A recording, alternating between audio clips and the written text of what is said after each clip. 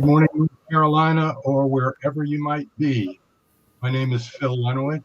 I'm an AARP volunteer here in Western North Carolina, where the trees are changing color and they're whispering, "Come see us." Today, we're going to have a conversation with Holly Jones about frauds, puppies, obituaries, and COVID. Holly Jones works for the North Carolina Department of Justice in the Public Protection Program. The primary responsibility is to coordinate community partnerships with the Attorney General's office and be a representative for the department in Western North Carolina. Prior to working for the Department of Justice, Holly worked for 21 years with the YWCA, whose mission is the empowerment of women and the elimination of racism.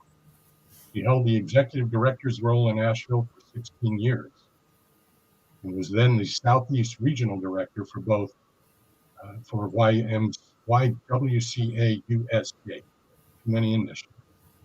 Holly was also a local elected official for 15 years, well known here in Asheville for her service on the City Council and the Buncombe County Board of Commissioners. She was a strong advocate for public safety issues in this role and spearheaded many efforts to address domestic and sexual violence in Buncombe County. Holly is a native North Carolinian, growing up in Anson County and Asheboro. She has a bachelor's degree in public policy analysis from UNC Chapel Hill, a master's of divinity from Duke University, and a master's of public health also from UNC Chapel Hill, and she currently lives in Asheville. Before we get started, a quick reminder: at the end of our session today, there'll be a link to a survey. We hope you will fill it out so we get a better idea of what people like to hear and how well we did. So, Holly, is there a mystery in the topic of this discussion? What do puppies, obituaries, and COVID vaccinations have in common? Well, I was given the opportunity to select some scams to discuss today, and I got to thinking about the different ones. And in part, these are ones that aren't talked about as much, but the common thread that I wanted to communicate through these three that we're going to discuss today and dive a little deeper into, the common thread really is the vulnerabilities that are exposed in each of them, and be it through grief, or be it through anticipation and excitement and longing, or be it through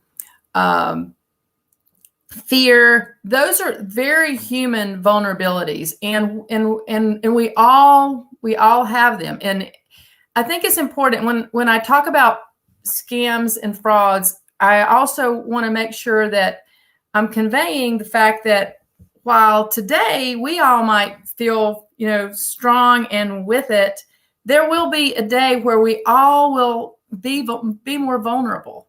And so, and those around us are maybe experiencing that now. So I think it's an important moment to connect and to remember. And also, if you've got someone in your life that has experienced, been a victim of fraud, that there's more compassion and understanding. So the vulnerability is what kind of connects them all. One of the things I think that folks will pick up on as we discuss these is that there are common tactics that carry across scams. So there'll be some themes that'll happen. So that's another connector as well. I guess the final connection is to show that there is no place too low for bad actors to go. Yeah. So tell us about the puppy scam. Is it a new scam from COVID, or has it been around a while? Well, the puppy scam, pet scams have been around a long while. In fact, the American Kennel Club has some really great information about it. They've been tracking this for a long time. They definitely have a dog in this fight. So I didn't even expect I was going to say that little pun. But I don't know about you, but a lot of people our family got a puppy during COVID, because there we were, a country that was all of a sudden at home, and we were either at home with kids who might have needed something to do. We might have been, out of work and or lonely. And this just seemed, for so many people, the perfect time to get, a companion, a puppy. And as anybody that's ever, been ready for that moment, it's really exciting to think about, adding a family member to your household. So there's just a lot of giddiness, and it's a thrilling prospect. So here we all were last year, and in March it started, and breeders and rescue organizations and pet stores, they all immediately started disclosing that there was this surge in demand, and by midsummer it was just a full out, blowout. There were places that was hard to find pets, particularly through, breeders and whatnot. But even, I don't know, around here, our shelters got low as well. So, which on some levels, that's a really good thing. But if you're one of the ones that was ready for a companion and a pet, and there's none to be found at this moment when you're ready, and you have this, place in your heart that you need this family member, that's a problem. So scammers took incredible advantage of this moment. There were literally thousands of pet scams reported across the country, and I'll share one that happened in North Carolina in just a few minutes. But the main way that they did it was through, there were three primary vehicles that these scams happened, and they were all online. One was through fake websites, and they are aplenty, and they're just, people create these phony places and put cute pictures up of puppies, and they're off to the races. The second place that it happens is in ads, particularly Craigslist and in eBay. There was one study done that cited that maybe as many as 80% of those pet ads were fake. So that was the other place it was going crazy. And then finally, it was happening on Facebook too. People would make a profile, and as a person that had a dog, and say, or puppy rather, like needs a new home, for X, Y, and Z reason, and that would go out. So that was the vehicles for how this was going on. And again, it's the perfect setup, because people are so excited, and judgment just it drops a little bit. So the ways, I think some of this has subsided a little bit, but there's still demand, and the scams are still out there for sure. But the ways to kind of check yourself if you are looking for a puppy online, I'll put in a plug that, because this is my personal bias, but rescue organizations, as well as your local humane societies, are great places to find great pets. But if you are interested in a certain breed, then the way to spot the phonies have to do with, if they don't want phone calls, that's a red flag. Also, a lot of these websites, if you start looking through them, which is problematic in and of itself, but I'll more about that later, that you'll see some of the same pictures of these cute puppies coming up, that they're using these stock photos to put their fake product out there. The other thing is again, this is one of those themes that carries across other scams, but most of them will want pretty either sketchy payments, the gift cards, the wiring money, or some of this app payment piece. Always if you're going to purchase something, credit cards are going to be your best way. That's going to be your biggest chance of if something goes wrong, to capture it and maybe get some of your money back. But the others, it's really it's after the sin happens, it's gone. You had mentioned the rescue organizations, and if you want a certain breed, I know that we have Scottish Terriers, and there's a Scottish Terrier Rescue of the Southeast, located actually just across the border in South Carolina, as well as the Poodle Rescue, which is also so if you're looking for a breed, there's rescues for the breeds. Mm-hmm. Absolutely. And either through those rescues or through the, a breeder, those people they're not going to go straight to a warning sign is if people go straight to a price and they're really worried about the money, because true breeders, and I think you'll probably experience this with the rescue group, is that they want it to be a match. They want the dog to match the family. So that will be the topic of conversation before money.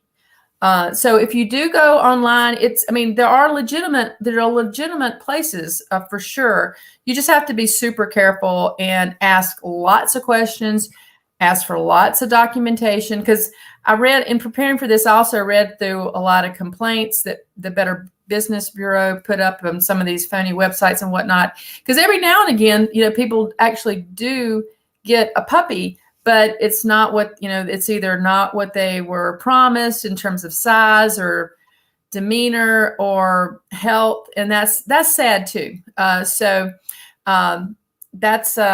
I'm glad you brought that up, and I'd love to see those little doggies sometimes for sure. But that's the first scam that we wanted to kind of highlight today, was around the pet and puppy scams. So tell us about the obituary scam. I assume it's not like Tom Sawyer and Huck Finn showing up for their own funeral. Not quite. Not quite. But basically, if people couldn't be any lower than trying to scam people out puppies, yes, they can. They can go lower. They can try to scam bereaved people and dead people. So basically, the obituary scams, and sometimes people call them bereavement scams, go like this. It's obviously when we lose a loved one, or it's appropriate and natural to want to celebrate and tell their story through a death notice, through an obituary. But it's super important that when we craft that we're not sharing too much information. That's because there can be a lot of problems around that. The first problem is that, and I grew up knowing about this, but the idea, if the folks knew that there was a funeral happening and what time it was, that your house was targeted, for robbery at that time. And sadly, that's still the case. That's not a scam. That's just theft. However, the information largely is gleaned through the obituary. So I did want to mention that. The second way obituary scams happen is with this information that is gleaned from the death notice. Imposters will call and pretend to be, they might be debt collectors, they might be insurance agents, they might be somebody posing from the government about a final Social Security payment. I mean, there's as many people that walk around on the earth as there's that many scams. So this imposter scam happens with reaching out to the widow, the widower, or the bereaved family member. And again, with this vulnerability, that's the moment people are pretty tender and they're not necessarily making the most judgment. So they might not ask all the right questions and just pay the bill and get on with their lives. The third thing that's problematic about obituary scams is that, and this is something I didn't know till this past week, was the amount of, last year, I think alone, there were 2.5 million death scams across the country. So this is pretty prevalent. because basically what happens is folks gather the information from the obituary and they develop a profile. And then any pieces they're missing, they can buy it on the dark web if they've got a beginning piece of the pie, and then they can go and open credit cards, they can open loans, they can in some cases people have been known to get health care, health insurance fraud. They file phony tax returns, so that is a big problem too. Now. So again, it's just important to know what you put in, to be careful about what you publish in your obituary. It's not unusual to have put you were the son or the daughter of so and so then there's your mother's maiden name or the dates of birth. All that stuff can just really cause havoc down the line for the person that's left behind. And it's mainly havoc in terms of anguish, frankly, but in terms of the ID theft. But still, it's a heartbreaking and problematic place to be. A little note about something from the AARP is they've got this great little document called what's it? Let me read it to you because it's worth saying out loud. I think it's like what to do when a loved one dies. And because I can tell you all the do's and don'ts right now, contact their Social Security, contact your bank, blah, blah, blah, blah, blah. However, in that moment, when you're in grief, you're not going to remember this presentation that you set in on. And there might be some fuzziness. So just going ahead and maybe printing out that article and putting it with your files, that could be a real gift to your loved one when they're processing all this, to just kind of have it laid out, like call this number, call that number. It's a great little resource. So and that's available on the AARP website. Yes. Yep. It sure is. So there's a lot of different other configurations of how the obituary scams can play out. The final thing I'll say about that right now is that these can also spin in, people get calls from the long lost loved one or a long lost friend that are phony, faking sympathy and whatnot. And that can be a way that they glean money or sometimes that's the beginning of a romance scam. So it plays out in a lot of different dastardly ways. Goodness. Well, just a quick reminder, if you're out there watching and you have any questions or comments, just type them in the comments box and we'll take a look. So on October 6th, I subscribed to the Food and Drug Administration daily, weekly, I don't know whether to call it the warning sheet, but they talk about risks with medical devices or recall, stuff like that. And they sent out a warning about fraudulent tests, vaccines, and treatments for COVID-19.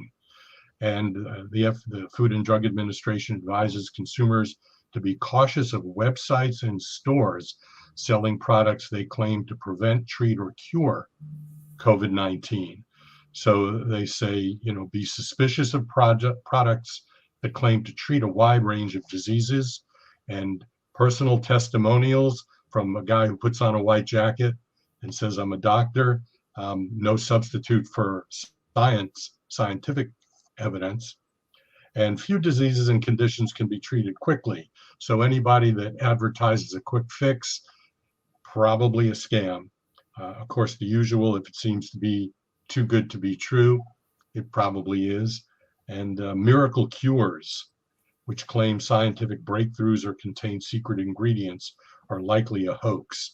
So what are the COVID-19 frauds that scammers are using around here? Yeah, I'm so glad you shared that, because that really captured, a big chunk of it, because we're even with the vaccine, and I want to talk a little bit about vaccine in a minute, these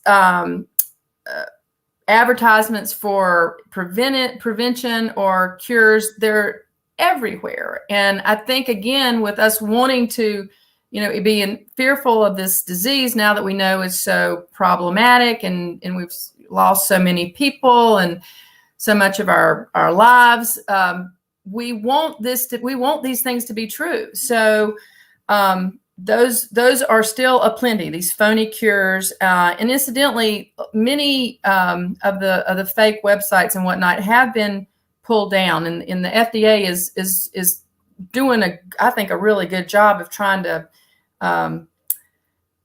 address that, but there's just so many, so they're always a little bit behind, but they are doing a good job. But that's why they need these consumer alerts. So we're also armed with, to be aware for phony robocalls, selling stuff, or text selling stuff. And in terms of the, this happened immediately. I mean, this is the brilliance of scammers, is that being so relevant of whatever's going on. They read those headlines and they grasp on to, kind of whatever medical developments are occurring at the time, or the kind of financial, developments as well. We'll talk about that in a minute too, but that hooks us, because we've heard about the vaccine. What about the vaccine? And then here come the scams about the vaccine. The one right at the beginning, when the vaccine was released, was unfortunately very effective, was this advertisement for payment for the vaccine. Of course, I hope everybody on this call has gotten vaccinated, and there's no upfront cost. We know this now, but that was a very effective, scam to put out there, to kind of the prepayment for the shot. There's been a lot of, I'm sure some folks on this call have heard about the vaccine card scam that are being, the cards are being, phony cards are being produced and sold. Of course, this is illegal as can be, for the person purchasing them, but for employers or other entities that are asking appropriately for proof of vaccination, that's a scam on them if there's being presented a phony vaccine card. There was also, in terms of that, we know that employers are doing more mandates for employees to be vaccinated or test and to show proof. And one of the most recent phony scams that are going within workplaces is a phishing email scam that looks like it's from your human resources department, and it's talking about the requirement of vaccines, and log on and sign on and click here. And that's what's happening in that particular scam, is that the login credentials are being captured through the clicking on the link. So that's a big takeaway in all these is, if you're whatever website you're visiting and you realize it's a problem, please don't click. It could be a problem that you even showed up there, but clicking is really a risky business to have your computer infected with malware. But anyway, this one's going around in terms of within businesses through the phony human resources email. And again, a little tip I'm sure many people know, and if something is suspicious as in the email, is to hover over that and see if in fact it does have the email from your legitimate employer. And even if that seemed familiar, they're always picking up the phone and asking is the best course around that. There's been scams, Phil, around phony antibody tests. And basically the scams are breaking down, and either they're trying to get money for a product, or they're trying to get information to build a profile for ID theft. So the antibody test is that the scam that's going around is one that's trying to get information from you. I'm trying to think what else has been out in the mail. Oh yeah, I wanted to finally mention this: the not necessarily directly the disease of COVID-19, but as a consequence rather of COVID-19, we know our country has had 3 major economic relief packages, with significant funding behind it, and boy, that was the best for scammers. And so they have really gotten all over how to use the stimulus checks, the child care payments being used as a scam to either glean information or get some of that money ahead. And there's yeah, I know. How does that work? How do they do that? Yeah, one of the way the easiest way that it is like you can expedite your payment. If you hadn't gotten your, we can expedite it for you for a cost of $100, and you can get your $1,200 or whatever it is. So that's the easiest one. But there is one where they send, it's like, it looks like a check from the IRS. And then they send it to you, and then they follow up immediately saying, we made a mistake and you owe us back, a certain amount of money. And if you don't pay us back, then there are all these penalties with the IRS and, all that. But it's very sophisticated in how it looks. So it's that kind of the theme of how the sweepstakes works sometimes, or the buyer scams, that they send you this upfront check that looks really legit, and it takes several weeks before you realize that wasn't legit, but you deposit it, and then they say, oh, and you need to give us money because we overpaid you. So that's how that one worked, and probably is still working. But well, it's funny because you mentioned robocalls, and I had gotten one yesterday that I had entered in some sort of drawing within the last 18 months, and my name has been pulled, and I'm going to win one of 3 prizes. Please don't ignore this call. It's not multi-level marketing, but here's the phone number. You need to call me right away. It sounded to me like a scam. My wife said, well, what makes you think that? And I said, well, I don't want to call, but my guess is they're going to ask me for money or a gift card in order to lock in my prize. Is that something that, was I on the right track? You were so on the right track. The other thing that happened during COVID was that because we are getting so many, I want to get back to you're winning the prize, because I'm so happy for you that you won. But but we also had a lot of deliveries, notices that would happen that were scams too. That was really big. Or winning a gift card. Wanted to throw that in there. But in terms of what you just said, that absolutely happens all the time. The biggest giveaway in that. I've lost your sound. Uh-oh. Can you hear me now? No? Might be me. So time flies. 2 minutes left. We know that we're coming to the end of our time. We know people don't always report their frauds, but when they're victims, but we know there's frauds out there. So what else is on your radar in our last couple of minutes? And just a reminder, folks, please take the time to go ahead and fill out the survey at the end of our presentation. So Holly, what's on the radar?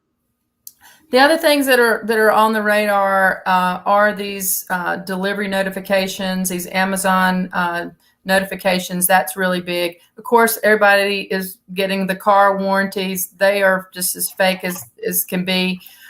Romance scams have not gone anywhere and are very lucrative if people get reeled in. And grandparent scams are still out there, and they really took a big rise during COVID. So those are just a handful that I would highlight. And if in terms of if someone is a victim of a scam or a fraud, well, first of all, if you suspect one, we've got a number and you can file a complaint through the that link right there, and also to let us know. And this is important because of we can keep track of what's going on. Great. So, you've mentioned before that you only know about scams and frauds if people report them. So I think that's a good take-home message for everyone to have, where to go to report a robocall or a complaint, and then, of course, also a phone number that people can use.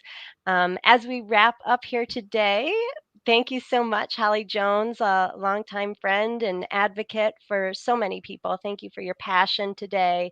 And I want to remind everyone about the Fraud Watch Network. That is AARP's Fraud Watch Network. If you have a question, you just want to talk to somebody who's trained to determine if one's experiencing a fraud or a scam, go to the Fraud Watch Network, give them a call. You can also sign up for two emails or 2 texts a month that will just let you know what's going on right now in the world of frauds and scams. And I want to thank Holly and Phil for today's Fraudcast. And we'll say bye to everyone. We'll see you next time.